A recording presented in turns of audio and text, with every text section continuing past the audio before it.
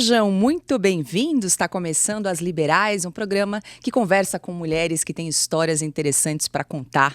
E hoje a gente vai falar sobre um tema que é de fundamental importância. Aliás, eu acho que esse é um tema unânime, que é realmente fundamental para o futuro, para o presente deste país e muitas vezes é negligenciado. Então temos hoje uma especialista em educação aqui na mesa, né, Branca? Tudo bem? Isso aí, tudo bem, Cláudia. A gente vai conversar com a Cláudia Costin. Ela é fundadora do Centro de Política e Educação da Fundação Getúlio Vargas e especialista em educação, como falou a Paula Leal. Professora Cláudia Costin, seja muito bem-vinda às Liberais. Eu é que agradeço a oportunidade de falar com vocês, Branca e Paula.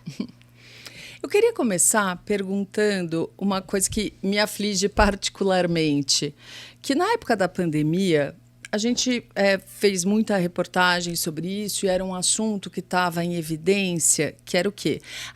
Como que faríamos para recuperar esse tempo perdido, esses mais de 2 anos, com escolas praticamente paradas no Brasil.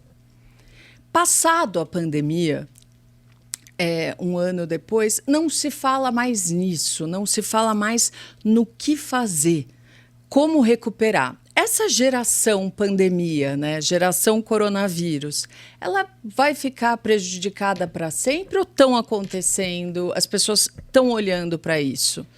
Olha, Branca, infelizmente, o que aconteceu foi muito grave. Nós tivemos, sim, uma pandemia, como os demais países viveram a pandemia, mas o Brasil não teve uma operação a nível federal da resposta educacional à Covid. Eu acompanhei durante esse tempo de escolas fechadas outras federações ou repúblicas federativas como o Brasil, como a Alemanha, a Áustria, outros países que têm os mesmos desafios de coordenação em diferentes níveis e que o governo federal se ocupou da resposta educacional à Covid. No Brasil, infelizmente, isso aconteceu muito pouco. Mas aconteceu toda vez que um espaço de poder não é ocupado, alguém acaba ocupando. O Conselho de Secretários Estaduais de Educação, e lembremos que existem governadores de diferentes partidos políticos, eles se juntaram e trocaram muito entre eles e, de alguma forma, tentaram garantir alguma aprendizagem à distância. Eles mesmos me chamaram, eu fiz mentoria de vários secretários municipais e estaduais de como organizar alguma forma de aprendizagem à distância. Insuficiente, é verdade. E o que aconteceu de concreto, Branca, é que há 2 anos praticamente inteiros, sim, de escolas total ou parcialmente fechadas, nós tivemos impactos grandes, porque já havia uma crise educacional no Brasil antes da pandemia. Essa crise se agravou. Por todas as avaliações que foram feitas, isso ficou claro. Já havia problemas de desigualdade educacional profunda. O Brasil é considerado pela OCDE o segundo território mais desigual do ponto de vista educacional entre os 79 que participam na avaliação que a OCDE faz a cada 3 anos. Então, os problemas educacionais do Brasil pioraram. Agora, essa geração está perdida? Não precisa estar perdida. Alguns governos estaduais conseguiram organizar um processo de recomposição das aprendizagens perdidas. Vai levar mais tempo do que só 1 ano ou 2 anos para recuperar, mas nós temos que recuperar.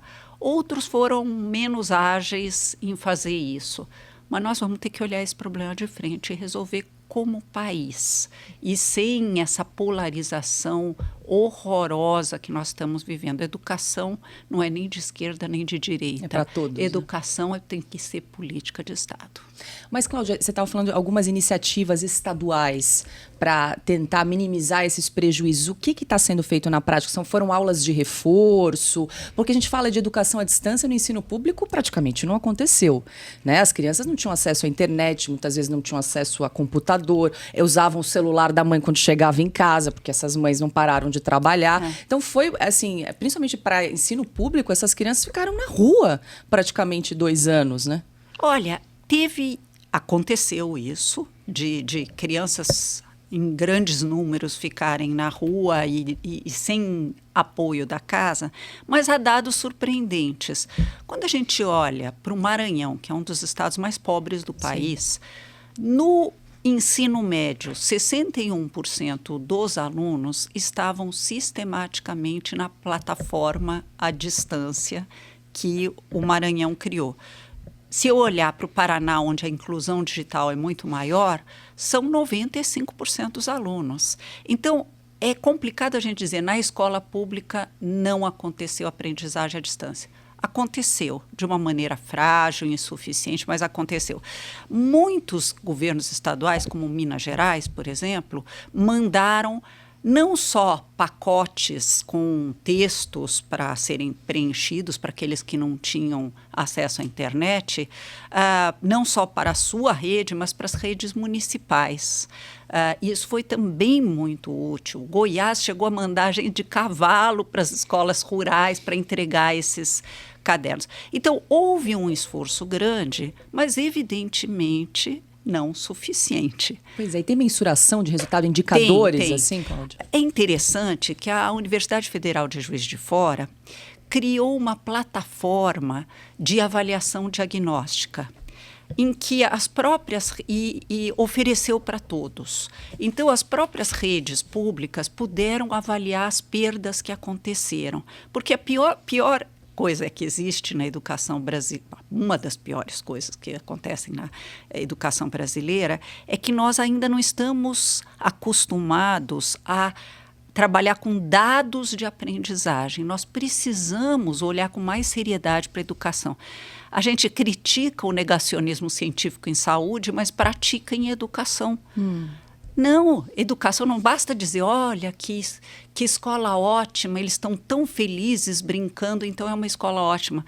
Não, eles podem estar felizes brincando e não estar aprendendo. Isso vai, talvez, colocar um momento mais bacana no presente, mas essas crianças não vão ter futuro. É muito importante levar a aprendizagem a sério. E nós estamos começando uma jornada de levar a aprendizagem a sério.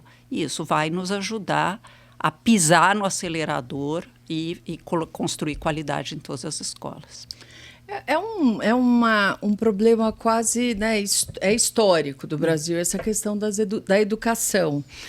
E isso é um problema de falta de verba, é um problema de gestão. Por que isso é tão difícil? Eu acho que, como você bem disse, Branca, é uma questão histórica. Nós temos um atraso brutal na universalização do acesso à educação. E a gente paga um preço para isso. Em 1930, por exemplo, Branca, nós tínhamos 21,5% das crianças na escola. Quem estava empatado na escola primária, quem estava empatado com a gente era a Coreia, que tinha 22, quase 22. A Argentina já tinha 62%, o Chile já tinha 73%. O que acontece no final dos anos 60, que foi quando eu estudei? Eu tenho 67 anos, então eu estava na escola primária nessa época. O que acontece? No final dos anos 60, a Coreia do Sul tinha universalizado o acesso à educação, a Argentina também, Chile também, Europa praticamente inteira, e nós estávamos com só 40% das crianças na escola primária. Ou seja, aquela escola pública de antigamente, que às vezes falam, pergunte para a tua avó como era a escola pública de antigamente, que ela era boa. Ela era uma escola para muito poucos. A grande maioria estava fora da escola. Então, quem eram esses que estavam na escola? Eram filhos de letrados. E tem uma pesquisa que mostra que os anos médios de escolaridade dos pais impactam nas chances de sucesso escolar das crianças. 68% de sucesso escolar de uma criança depende de quantos anos seus pais estudaram.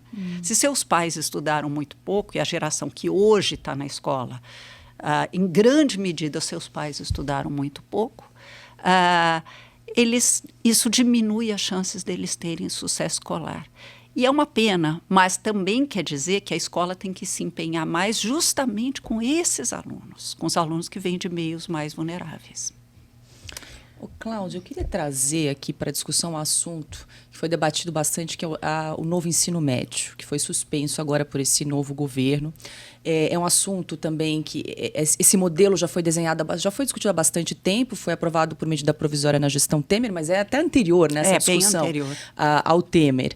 E aí eu queria saber o que você achou desse novo ensino médio, né, onde você tem as disciplinas obrigatórias e as optativas, né, agrupadas aí por áreas específicas, né? E o que você achou dessa suspensão? Corremos o risco de revogação do novo ensino médio?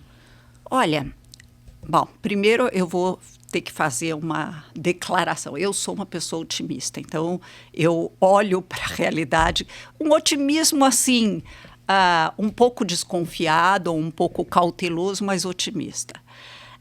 Nós, dando um passo atrás, nós tínhamos um ensino médio que era 4 horas de aula e 13 matérias exprimidas em 4 horas de aula. Ou seja, você aprendia um verniz de cada área e pronto. Nós estamos em tempos de quarta revolução industrial, de ChatGPT substituindo, inclusive, trabalho humano que demanda competências intelectuais. Então, você achar que basta decorar a tabela periódica ou a fórmula de Bhaskara, que é da equação de segundo grau, que isso faz de você um homem ou uma mulher preparados para esse mundo, não faz sentido. Por isso que nenhum país com bom sistema, se eu olho os 40 primeiros colocados no ranking daquela prova que a OCDE organiza, né, que permite comparar países, se eu olho para os 40, nenhum deles tem menos de 7 horas, eles têm de 7 a 9 horas na jornada diária de escola, e nenhum deles tem mais de 8 matérias. Por quê? Porque mais ou menos no fim do Fundamental 2, o aluno escolhe uma área de aprofundamento, que é um desses itinerários formativos. O Brasil criou uma jabuticaba. Olhando para corporativismo e para a carga horária de cada associação de professores, a gente achou que vamos atender a todos os professores, nós temos que atender a todos os alunos. O professor é um agente importante que precisa ser valorizado, mas ele não é a finalidade da política educacional. Então, essa jabuticaba tinha que acabar mesmo. Não faz sentido. Se a gente revogar o ensino médio, o novo ensino médio, isso quer dizer que nós voltamos a 4 horas de aula e 13 matérias. Tenho certeza que não é o que ninguém sério quer para o aluno brasileiro que está entrando já está na terceira década do século XXI. Então, isso é super importante. O que vai acontecer e o que o novo governo deve fazer? Por quê? Porque alguns estados já estavam implementando esse novo ensino médio, né? O São Paulo estava bem adiantado, inclusive. 27 estados estão implementando. O que o governo declarou é que ele vai suspender o cronograma, mas não o novo ensino médio, para ouvir o que deu certo e o que deu errado na implementação. O que está acontecendo com a imprensa? A imprensa cita sempre uma eletiva que foi criada numa escola, uma das escolas públicas. Não é um itinerário formativo, uma das eletivas, que é como fazer um brigadeiro gourmet. Realmente, acho que não justifica uma matéria essa questão, a não ser que se trabalhe em conceitos de química nisso, sim, ou que se use isso como pretexto. Outra que também falaram é o que rola por aí, que é um curso de atualidades. Ora, um curso de atualidades é uma boa disciplina eletiva. Aprender a ler jornal, educação midiática, aprender a se informar sobre o que passa pelo mundo é interessante. Mas quando perguntados por uma pesquisa do Datafolha sobre se desejavam ter áreas de aprofundamento no ensino médio, 92% dos alunos, no final de 2022, disseram que desejam. Eu não acredito que eu desejava isso. Lógico. Bom, eu peguei uma época que tinha área de aprofundamento. Uhum. Mas, em todo caso, é muito importante que a gente corrija. Existem, sim, alguns erros de desenho que, ao testar na prática, a gente percebeu. Por exemplo, quantas horas de formação geral são necessárias, especialmente agora que as escolas estão migrando para tempo integral. Muitas escolas de ensino médio estão migrando.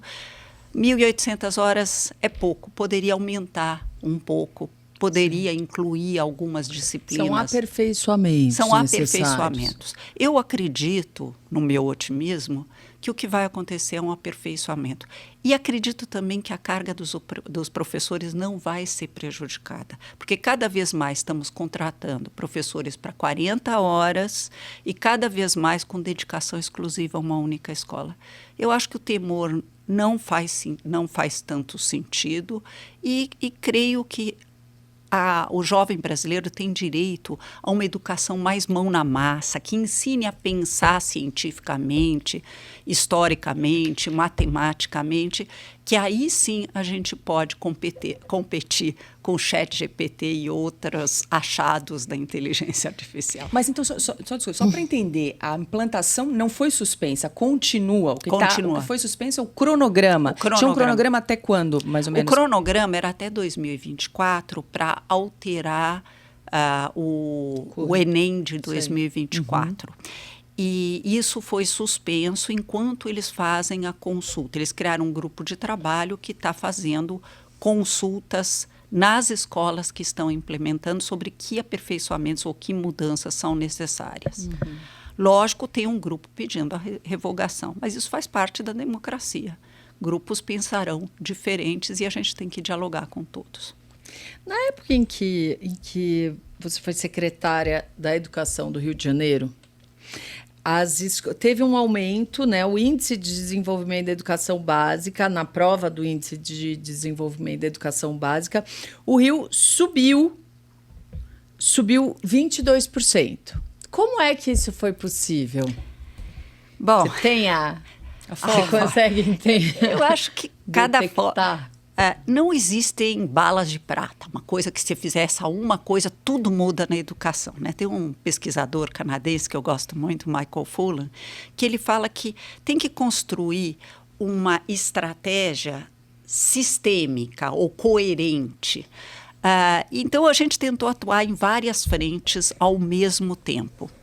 Então, o que a gente fez? Em primeiro lugar, foi plotar, até a gente fez um exercício, meu time, de plotar no mapa as escolas e olhar para o desempenho de cada uma. Porque tem um índice que mede, que é uma contribuição muito importante do Todos pela Educação, de verificar como que eu posso medir se essa educação é de qualidade ou não é. Tem dois fatores que tem que se equilibrar e que estão presentes no índice. Um deles é as crianças estão melhorando em leitura e interpretação de textos, que demanda não só português, mas também um repertório cultural e científico. Segundo lugar, elas estão aprendendo a pensar matematicamente, então isso é um dos componentes do índice. E o outro, elas estão indo para frente na escola. Por que ir para frente? Porque se elas estiverem abandonando a escola e eu só estou medindo os que sobreviveram na escola, eu estou me auto-enganando.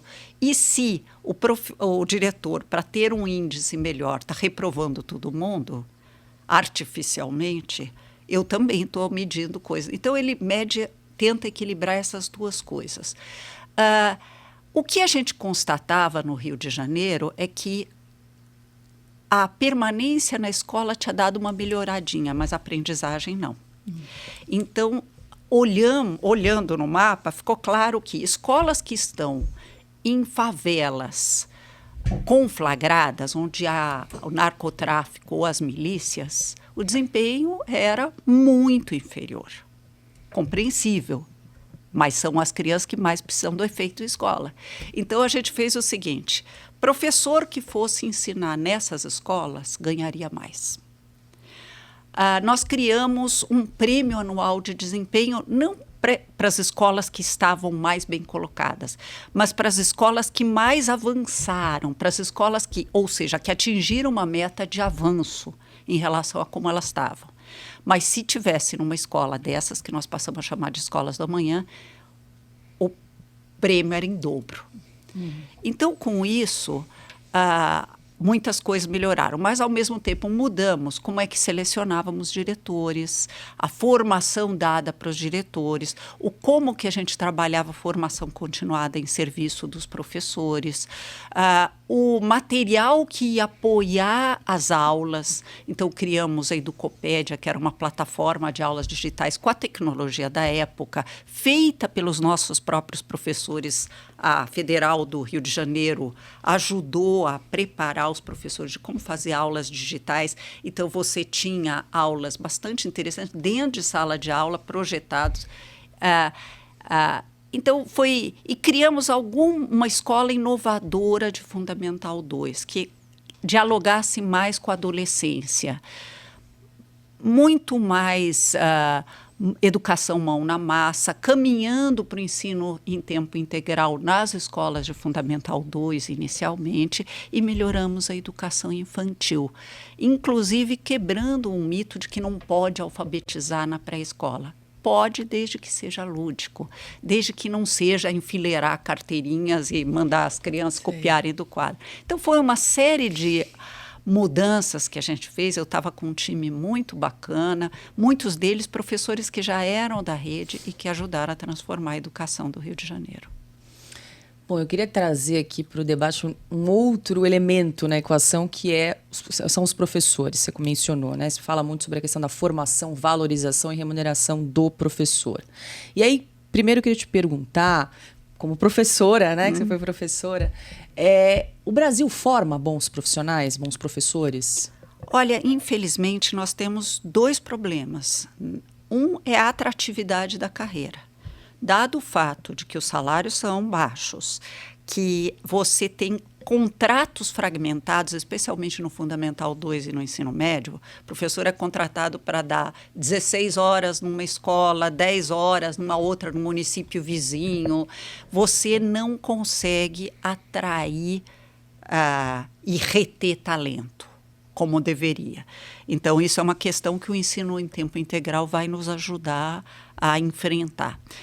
O outro problema, ele é mais complicado, que é o baixo reconhecimento social da profissão. A sociedade não é que não gosta de professores, não. Ela tem pena do professor. A imprensa, toda vez que vai entrevistar o professor, é para mostrar como ele sofre. Sim. E não como fazem com outras carreiras. Quando entrevistam um médico, eles falam, esse médico ele usa uma técnica diferente, ou ele faz um trabalho interessante, instigante. O professor, ou nós professores, não queremos pena. A gente quer respeito e admiração profissional. É muito diferente. Agora, o mais desafiador é quando o próprio professor internaliza e vira autopiedade. Veja como eu sofro. Não!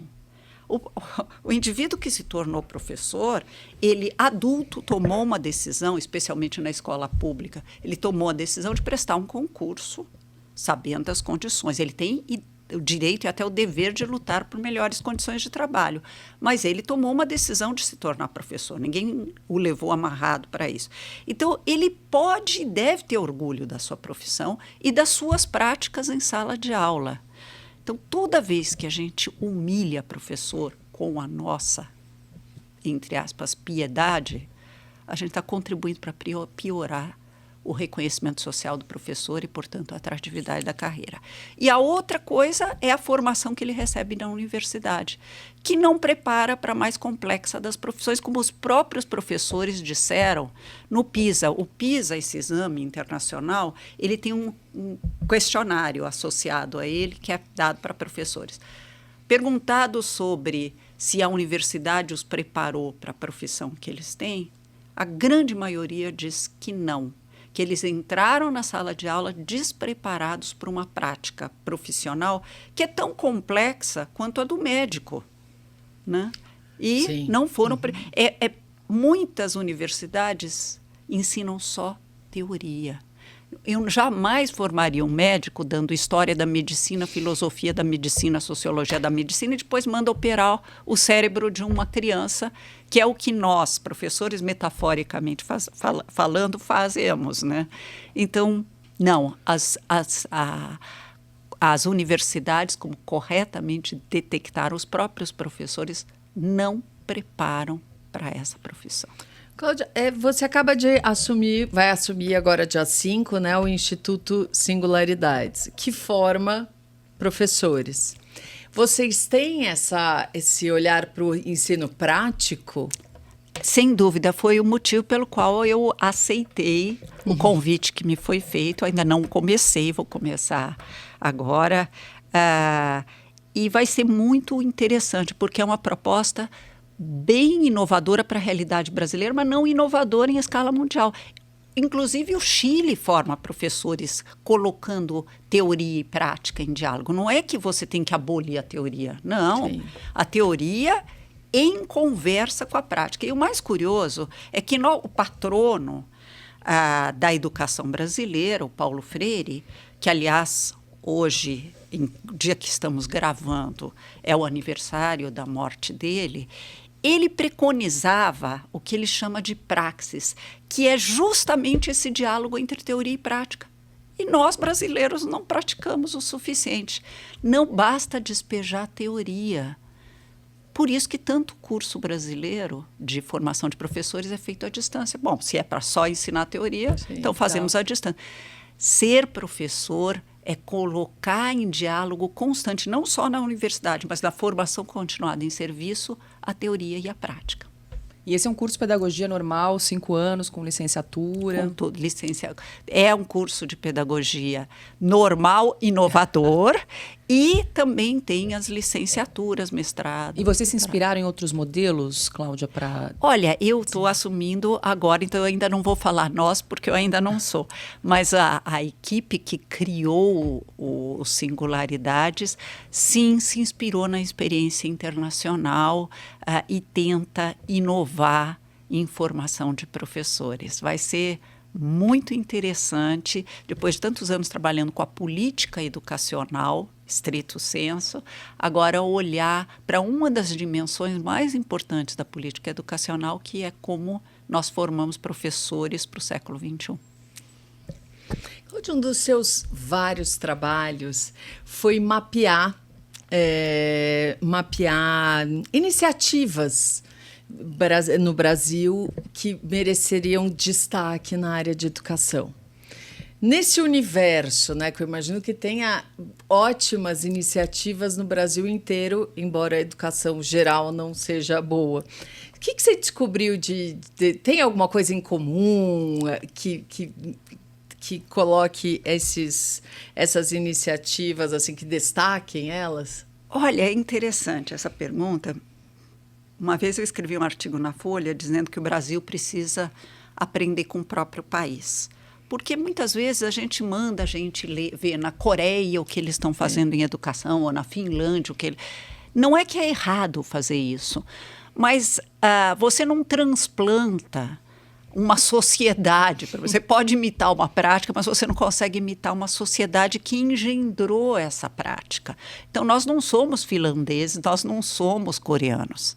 Mas a gente pode e deve olhar para o que está sendo feito lá fora, tudo bem.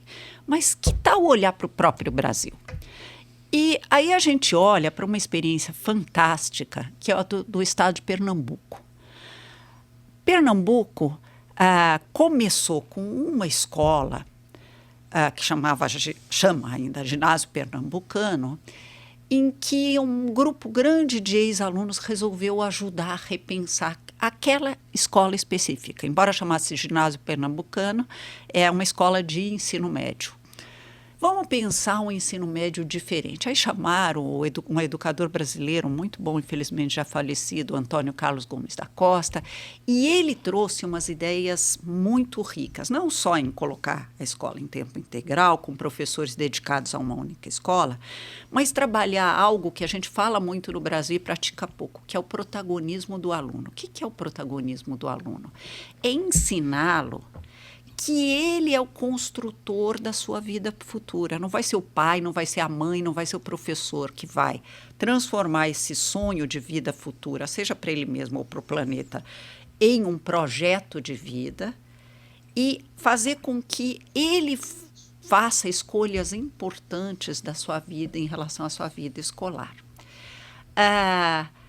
Com essa iniciativa, essa escola virou a melhor escola de Pernambuco de longe e, pouco a pouco, governos diferentes, um inimigo do outro, foram continuando esse experimento, tanto que a rede pública em Pernambuco, praticamente toda de ensino médio, quase toda de Fundamental 2, está em tempo integral e com a proposta que o Antônio Carlos Gomes da Costa tinha desenhado. Aí a Paraíba copiou o que Pernambuco fez, Espírito Santo copiou e até São Paulo copiou o que o Espírito Santo fez.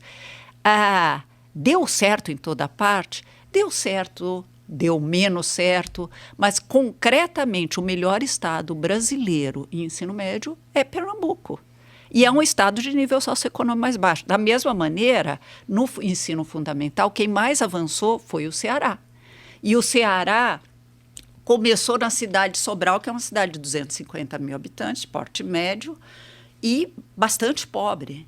E eles mudaram a alfabetização, mudaram a pré-escola e mudaram o ensino fundamental. O mais bacana é que depois Pernambuco copiou o que o Ceará fez no ensino fundamental e apoiou seus municípios para caminhar nessa direção, e Ceará copiou o que o Pernambuco fez no ensino médio. Ou seja, existem modelos bem-sucedidos. Eu podia falar de Teresina, que é a melhor capital em IDEB no Brasil, né, que também avançou muito em educação, até melhor que a cidade de São Paulo, que é o primeiro PIB municipal, São Paulo. E Teresina é uma das cidades mais pobres, mas conseguiu avançar. Ou seja, tem um caminho. O Brasil já testou caminhos. Nós não precisamos inventar a roda.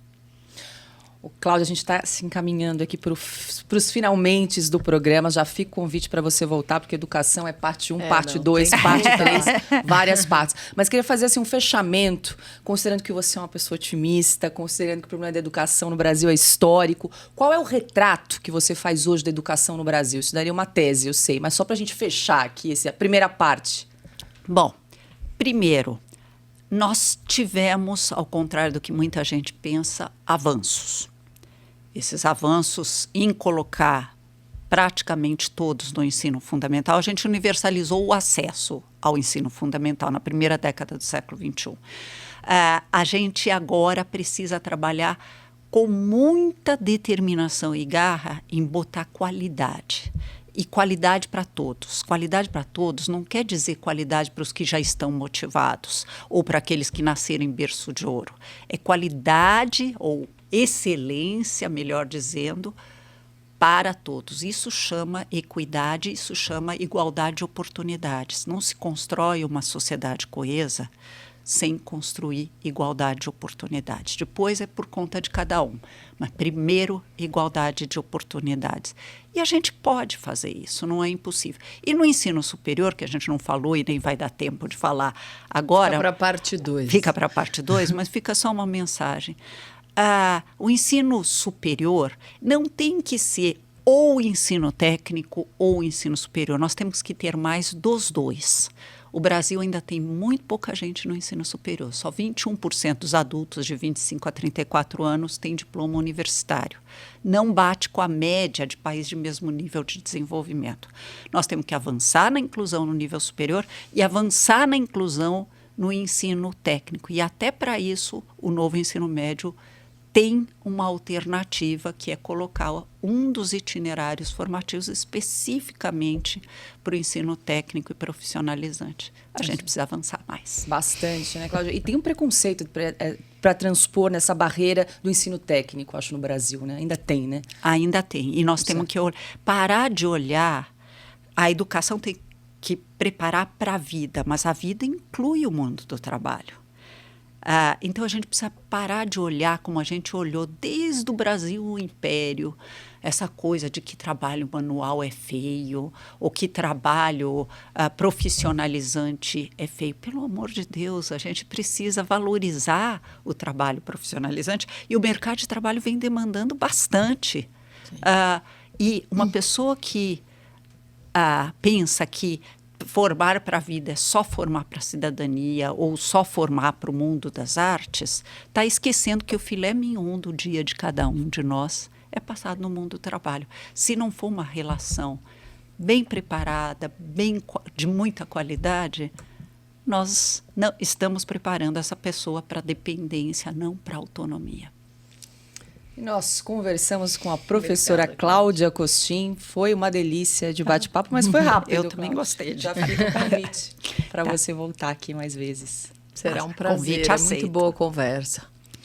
E para você que ficou conosco até agora, muito obrigada pela sua audiência, pela sua companhia. Aproveito para convidar você a assinar a Revista Oeste. Você que gosta do nosso conteúdo, mas ainda não é assinante, corre lá no site revistaoeste.com/assine, ou então é só usar esse QR Code que está aparecendo aqui do ladinho, um passo a passo muito simples e rápido para você também se tornar nosso assinante. Lembrando que a gente não aceita publicidade, não aceita propaganda estatal, não aceita propaganda de partido político, não tem um tostão de dinheiro público aqui na Revista Oeste. Então, o valor da sua assinatura ajuda a financiar projetos aqui como o nosso programa As Liberais, o nosso site de notícias 24 horas. Então, ajude, apoie essa ideia, apoie a Revista Oeste. Para assinar, é só seguir aqui, nesse link que está aqui embaixo. Muito obrigada. A gente te espera na próxima terça-feira, sempre às 8h30 da noite.